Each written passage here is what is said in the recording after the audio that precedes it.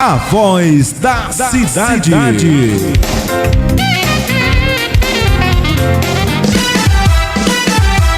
Alegria de estar com seu rádio ligado, a emoção de ouvir, ficar conectado, a melhor estação. Pra sintonizar Itaenga FM. Fique ligado, vem aí a próxima atração.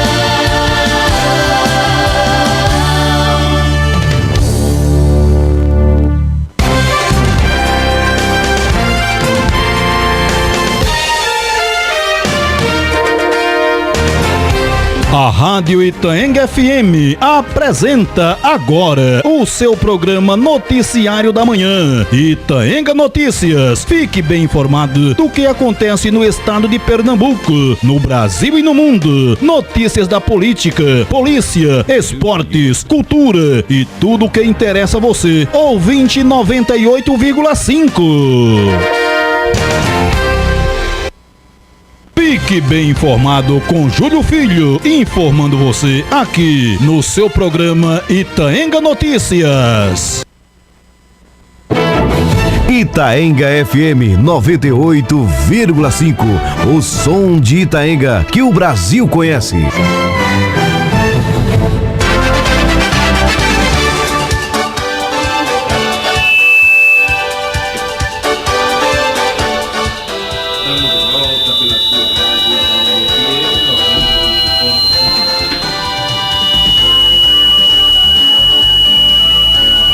Sua 98.5, Rádio Itaenga FM. Aquele abraço para você. Obrigado pelo seu carinho e pela sua audiência. Hoje teremos mais uma entrevista especial com o nosso amigo, colaborador, psicólogo Josinaldo Gomes, que já chega por aqui hoje. O tema de hoje, nessa entrevista, vai ser justamente, deixa-me ver aqui, pronto, esquizofrenia. O que é isso? Quais são suas causas? Quem são as pessoas mais atingidas? Por que isto realmente acontece na vida do ser humano? Vamos já aqui falando com o nosso psicólogo, mais uma vez um prazer imenso, psicólogo Josinaldo Gomes, que sempre quando é solicitado, ele vem de encontro a gente. Bom dia, Júlio, é um prazer estar mais uma vez aqui na Rádio Itaenga FM para trazer informações a respeito de alguns transtornos psiquiátricos, algumas doenças psicológicas que têm afetado a população, não somente, claro, não é uma restrição de um determinado país quando se trata de algum transtorno. E é sempre um prazer estar por aqui, né, trazendo essas informações para que as pessoas tenham um maior subsídio para identificar possíveis casos em sua família, como saber lidar, né? Psicólogo Josinaldo Gomes, a gente pergunta o que é exatamente a esquizofrenia? Júlio, a esquizofrenia, ela é mais uma, né, doença psiquiátrica, mais um transtorno psiquiátrico que vai se caracterizar basicamente pela perda da pessoa, né, desse contato com a realidade. E a esquizofrenia, ela acomete aproximadamente 1% da população em idade jovem, né? A idade para que a idade em que a pessoa está suscetível a apresentar algum surto, o primeiro surto, geralmente é dos 15 aos 35 anos de idade. Claro, já foram identificados dos dois extremos, né? Pessoas que tiveram o primeiro surto antes dos 15 e também após os 35 anos. Ô doutor, e a gente podemos também classificar, não sei se é dessa maneira, eu estou apenas deduzindo, que a esquizofrenia também seria uma espécie de doença da mente, Ou seja, quem tem esquizofrenia pode também ser chamado de doente mental? Sim. A esquizofrenia, Júlio, utilizando a linguagem popular, como as pessoas dizem, esse termo esquizofrenia ele vem se propagando mais hoje. Mas a esquizofrenia ela ainda é muito conhecida como a popular loucura, né? Nada mais é do que a loucura. E a partir de quando que surgiu esse termo de esquizofrenia? Veja, o momento exato no tempo eu não sei informar agora, mas esquizofrenia ela é uma palavra de origem grega e ela vem trazer justamente essa noção de mente partida, né? Mente dividida. É como se... vou dar um exemplo muito comum. A partir do momento em que a pessoa ela tem um surto, o primeiro surto em que ela é diagnosticada com esquizofrenia, quando a gente já acompanhou as nossas mães partindo um coco, né? Que vai dando aquelas leves pancadas no coco até que ele se abra, né? Até que haja uma cisão. Basicamente, esse termo esquizofrenia se relaciona a isso, a essa cisão que é feita na mente, mas é uma cisão subjetiva. Agora eu pergunto também, doutor, e muita gente que está nos ouvindo neste momento, será que também essa doença de nome esquizofrenia, a loucura, ela também não é ocasionada principalmente pela depressão? Júlio, assim como os demais transtornos psicológicos, não existe um motivo, não existe ainda uma causa ou uma única causa que vá dar origem ao transtorno. O que é que existe principalmente no caso da esquizofrenia? Várias fantasias das pessoas, né? Eu já ouvi, inclusive, muita gente falar que fulano enlouqueceu porque queria casar e a pessoa desistiu ali no altar. Fulano enlouqueceu de tanto estudar. Não existe isso, né? Existem a primeira causa é a predisposição genética. Ou seja, na família já tem algum caso de pessoas com transtorno mental, com esquizofrenia. Agora, existem os fatores externos, que a gente chama de gatilho, né? Por que gatilho? Porque é o que vai disparar a doença. De repente, a pessoa ela pode ter uma predisposição genética, conforme eu já falei anteriormente, em outra entrevista, mas a doença ela não ser despertada por conta do ambiente que é favorável àquela pessoa. Agora, quando o ambiente é favorável para o despertar da doença, né, aí é que a gente chama de gatilho. Ou seja, a pessoa já tem uma predisposição genética, mas aconteceu um problema em que a pessoa não suportou e esse problema foi o que despertou a doença.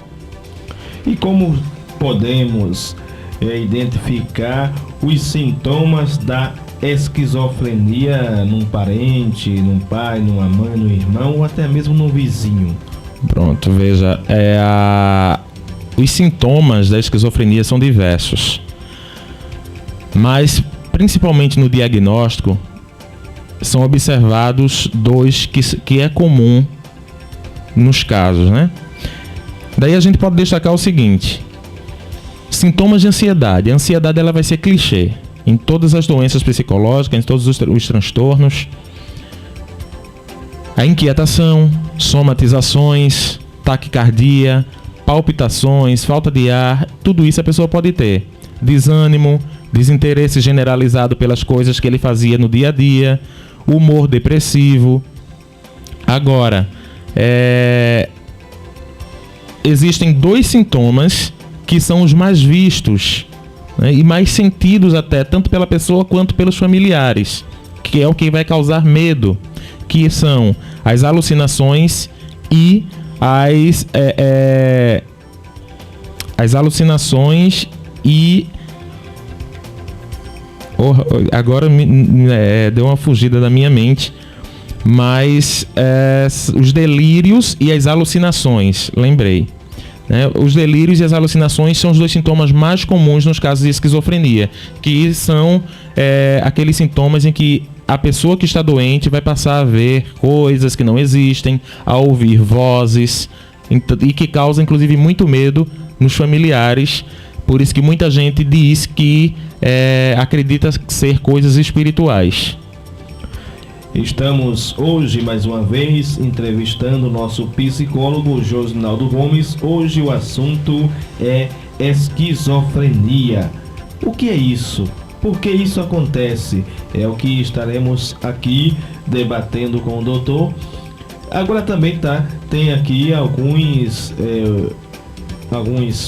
parâmetros que podemos também, doutor, destacar, exemplo que são sintomas positivos dessa tal esquizofrenia, porque há os positivos, os sintomas positivos e também os sintomas negativos, mas vamos falar inicialmente dos positivos. Pois é engraçado até quando a gente está falando de uma doença e dessa doença a gente vai falar de sintomas positivos. As pessoas podem dizer, e existe numa doença sintomas positivos? Existe. E por que existe? Veja, os sintomas positivos, eles vão estar presentes com maior visibilidade na fase aguda da doença. E são as perturbações mentais que a pessoa está demonstrando, né, muito fora do normal. E aí a gente vai entender como sintomas positivos os delírios, né, que são as ideias delirantes, os pensamentos irreais, as coisas que não existem, as ideias individuais do paciente, as alucinações, as percepções irreais de audições, da visão, do paladar, o olfato, né, sendo mais frequente as alucinações auditivas e visuais. É muito raro a gente encontrar outra. Pensamentos e discursos desorganizados, que é a famosa confusão mental. Quando a pessoa não sabe elaborar uma frase corretamente, elas inventam palavras. E as alterações visíveis do comportamento da pessoa, uma ansiedade excessiva, impulsos, agressividade. Esses são os sintomas positivos, né? E aí a gente vai entender mais um pouco quando a gente falar, fazer essa diferenciação do positivo para o negativo. E o negativo, como se classifica? Os sintomas negativos, eles já são o resultado da perda ou da diminuição das capacidades mentais, né? Ou seja, esses sintomas eles vão acompanhar a evolução da doença e vai causar um déficit naquela pessoa. A pessoa ela vai ficar uma pessoa acometida na fala, vai ter comportamentos lentificados, o pensamento vai ficar lentificado. Enquanto os sintomas positivos ele não traz maiores danos psicológicos ou até mesmo físico para a pessoa tem uma alucinação, mas essa alucinação não vai causar dano para a saúde mental daquela pessoa. É apenas um reflexo da doença. Enquanto o negativo ele traz essa diminuição das capacidades mentais do indivíduo, né? Vai trazer um déficit no nível das motivações, das emoções, o discurso do pensamento, as relações interpessoais dessa pessoa vai ficar prejudicada, a falta de vontade de fazer as coisas, ela passa a não ter iniciativa de fazer as coisas e a família passa a achar que a pessoa está com preguiça. Hoje o tema muito importante, muito bom para que possamos compreender o que acontece com as pessoas ao nosso redor, esquizofrenia. E o doutor Josnaldo Gomes, ele falou também de início da nossa conversa sobre delírios. E o que são esses delírios no esquizofrênico, como na verdade ocorrem? E a gente também emenda até esta pergunta que é importante: qual a diferença entre o delírio e o delírio? O delírio são crenças em fatos que não existem, né? A pessoa acredita em coisas que não existem. Mas é importante também, eu sempre gosto... começa a mentalizar tudo isso na mente e dizer que aí quando vem uma pessoa que já é classificada quando vê uma pessoa que é classificada como normal e dizer assim, olha, essas visões que você está tendo, isso aí não passa da sua mente. Aí realmente ele já encara com agressividade, meu Deus.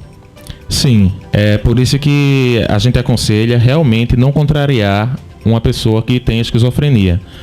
Porque era isso que eu ia justamente falar, Júlio. O delírio são crenças em fatos irreais, que não possuem base alguma na realidade. Mas é importante nós sabermos que não existe pra gente. Nós não estamos vendo, mas eles estão. Nós não estamos ouvindo, mas eles estão. Então a pessoa com esquizofrenia pode achar, por exemplo, que está sendo prejudicada de alguma forma, né? Ou até mesmo assediada por alguém, quando na verdade ela não está. Ela pode acreditar também que em certos momentos, certos comentários que duas pessoas podem estar conversando normalmente sobre coisas totalmente distintas, que não a incluem, mas ela pode achar que aquelas duas pessoas estão falando dela.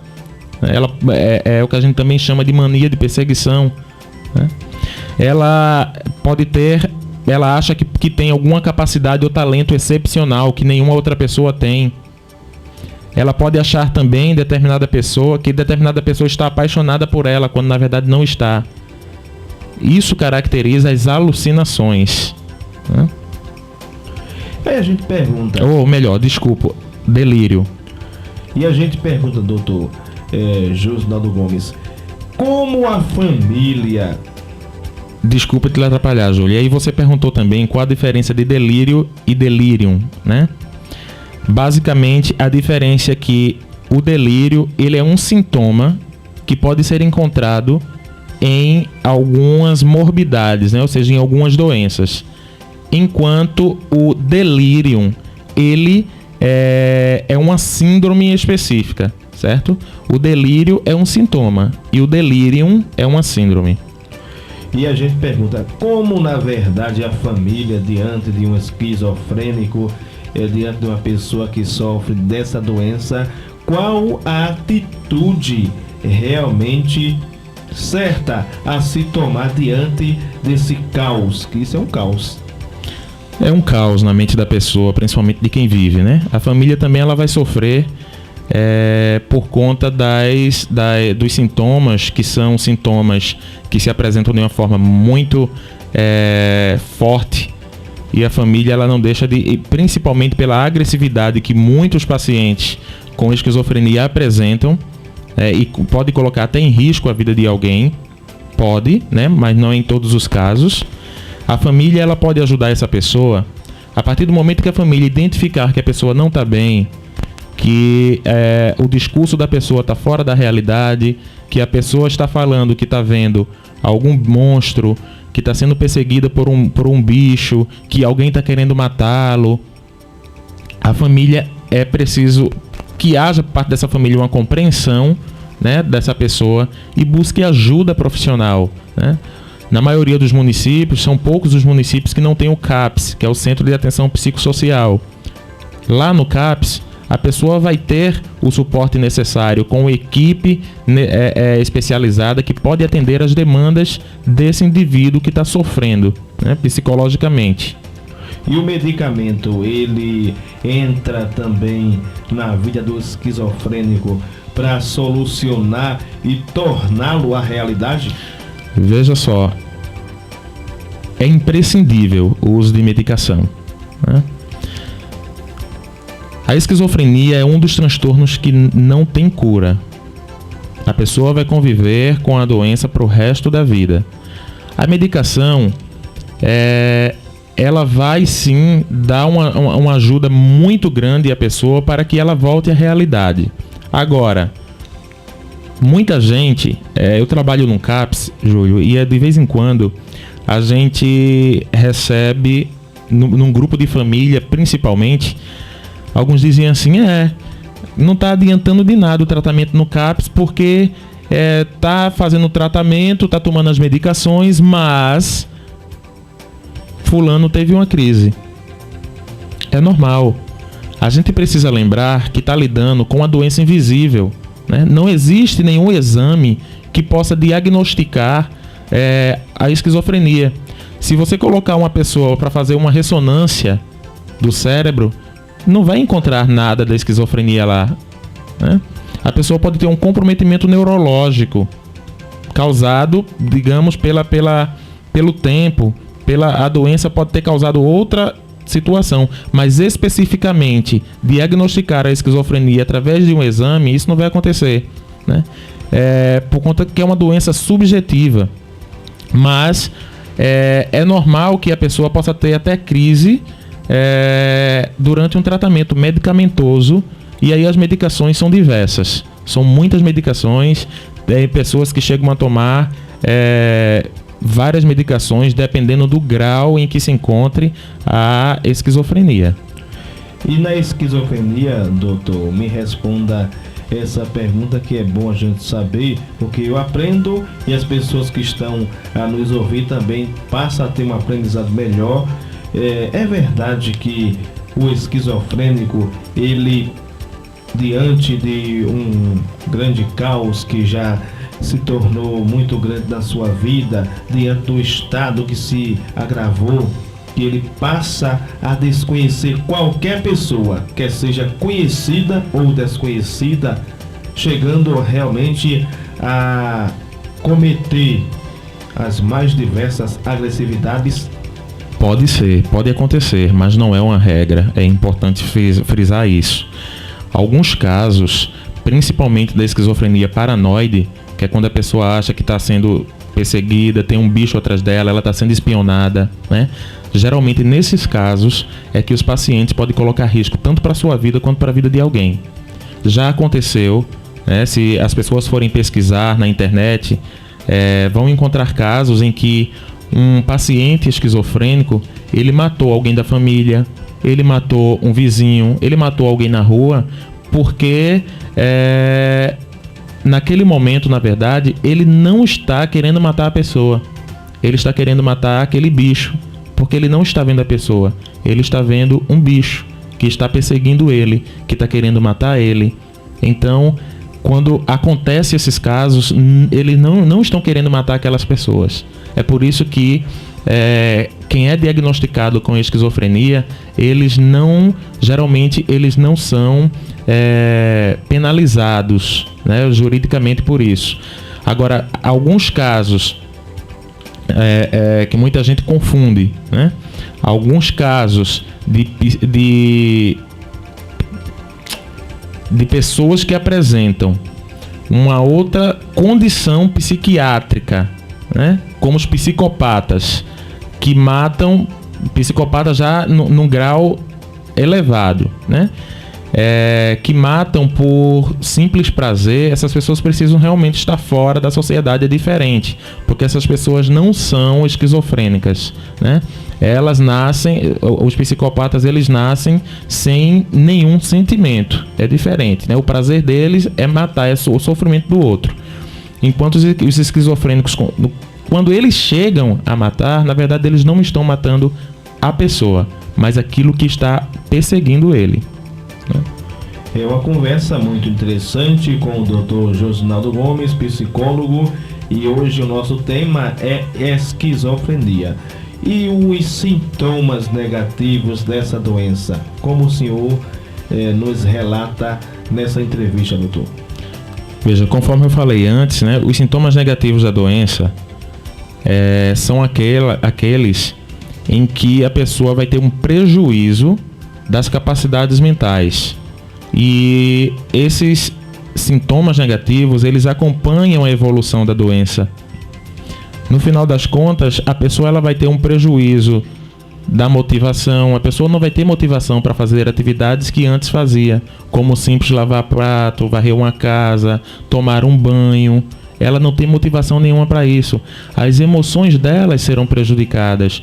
O discurso dela, né, não vai, elas passam a ter um discurso desorganizado. Elas não vão falar nada com nada.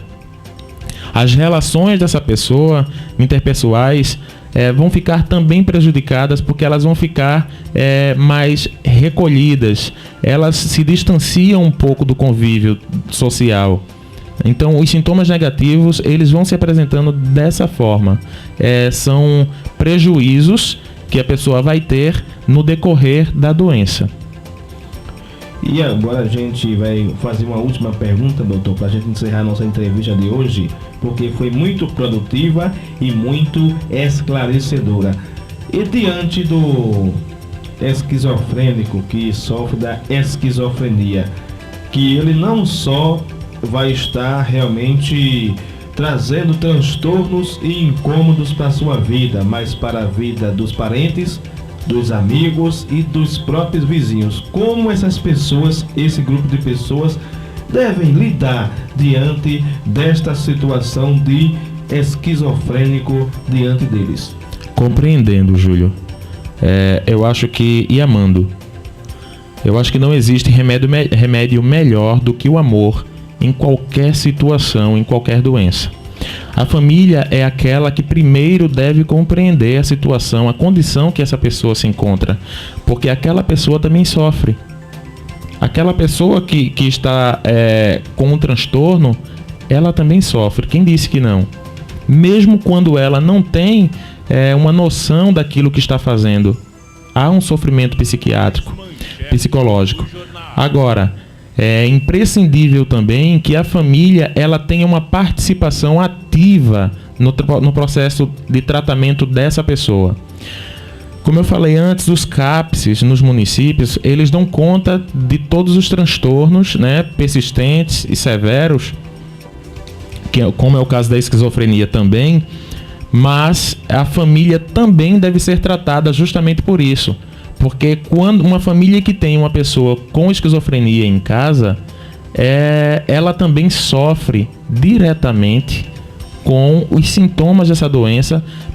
Muitas vezes, as próprias famílias, que é quem está mais próximo do paciente, ela passa a ser alvo, né, de perseguição desse paciente, porque ele acredita também que aquela pessoa não gosta dela, que está falando dela. Eu atualmente estou com um paciente assim, lá no CAPS que eu trabalho, em Glória do Goitá, onde ele acredita, ele hoje está passando a acreditar que a mãe não gosta dele, que os irmãos não gostam dele, que as pessoas estão se distanciando dele, que quando ele vê alguém da família conversando com outro, tá falando mal dele, né? E aí a gente começa, aos poucos, a trazer essa pessoa para a realidade e desmistificar esse pensamento dele, mas aos poucos, né? É importante que a família saiba que a pessoa está apresentando tais sintomas não porque quer. Então tem que haver a compreensão por parte da família. E assim falamos hoje mais uma vez com o psicólogo Josinaldo Gomes, que realmente pôde tirar dúvidas de muitas pessoas com respostas esclarecedoras e produtivas. E assim realizamos mais uma entrevista aqui no programa Itaenga Notícias. Doutor Josinaldo Gomes, muitas pessoas certamente ouviram essa entrevista, de repente quer tirar algumas dúvidas sobre esse assunto e outros assuntos que envolvem a psicologia, sobre manias, sobre psicoses, enfim, assuntos relacionados ao comportamento humano, e de repente querem uma orientação sua. De que maneira essa pessoa deve buscar essa orientação à sua pessoa, se assim desejar? Veja, eu sempre deixo disponível meu telefone, né, que é o 99606-3875. Então as pessoas querendo tirar alguma dúvida, querendo alguma ajuda que eu possa oferecer, pode entrar em contato comigo através desse telefone. E esse programa, junto com a parceria que temos com o Dr. Josinaldo Gomes, tenho a certeza que vem ajudando muitas pessoas quando levamos essa informação através de entrevistas. Obrigado, doutor, e espero contar com a sua colaboração em outra ocasião, ok? Obrigado também, Júlio, eu que agradeço pela oportunidade e estou aí, conforme falei antes, disponível para prestar informações que sejam importantes e necessárias à população itaenguense. Obrigado. E assim o programa Itaenga Notícias ouviu o Dr. Josinaldo Gomes, psicólogo de Lagoa de Itaenga. Este é o novo som da cidade. Itaenga FM. Itaenga FM. Itaenga FM.